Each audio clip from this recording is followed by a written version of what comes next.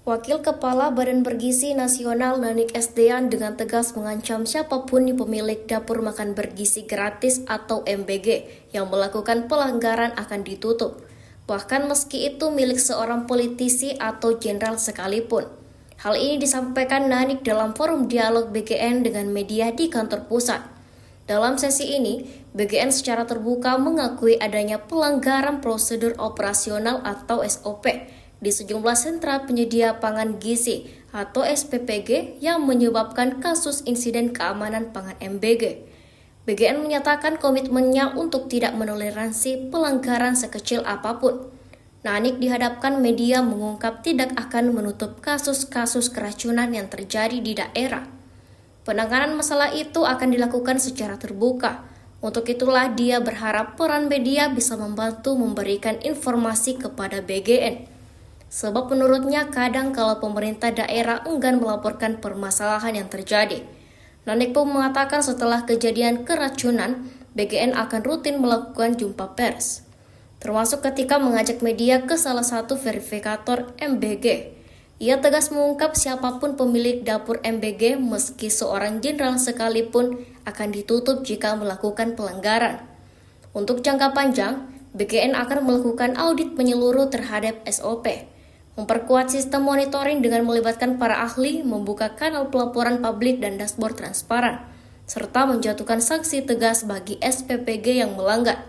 Selain itu, seluruh yayasan dan mitra MBG diwajibkan mengurus dokumen sertifikat layak higien sanitasi paling lambat akhir Oktober 2025. BGN juga memberikan apresiasi kepada 9.327 dari 9.406 SPPG, 99,1% yang telah menjalankan program tanpa insiden sejak awal program MBG.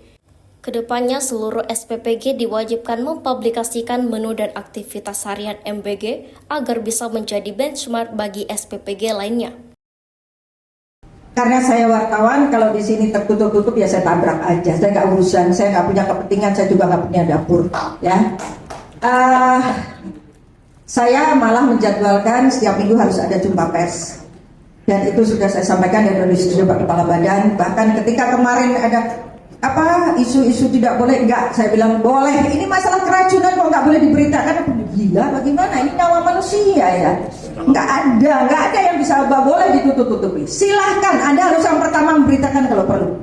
Karena dari kalian kami ini ngerti apa yang terjadi kan. Kami kadang-kadang juga punya orang-orang di daerah membeli juga kan. Mereka takut ya kalau mau lapor-lapor gitu, ya kan. Tapi kalau dengan wartawan gini kan kami sangat terbantu.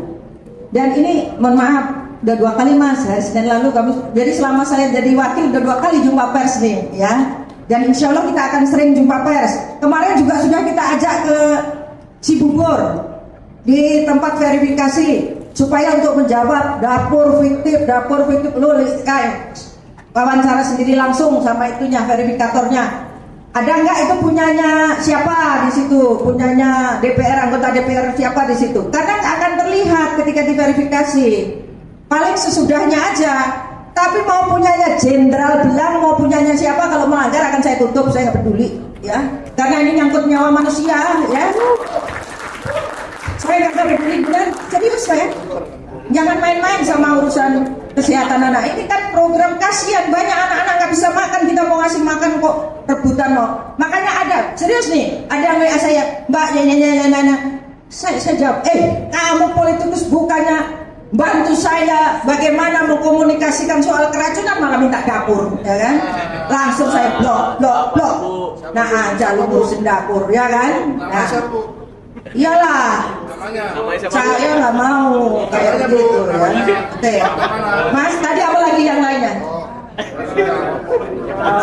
Malam, kan tadi aku udah sampaikan. Jadi kira-kira yang idealnya itu masak jam 2 sampai jam 3. Masaknya itu antara harus mulai jam 2, jam 3. Lalu biasanya sekolah itu minta tolong kami diantar jam 7. Kalau jam 7 kami masaknya harus jam 2, jam 3. Karena kan nggak boleh lebih dari 6 jam. Tapi begitu jam 7 itu harus benar-benar langsung dimakan. Jangan nanti makannya jam 9, 10 atau dibawa pulang. Itu yang menyebabkan kontaminasi. Nanti kami akan pakaikan barcode, nggak ada gambarnya ya.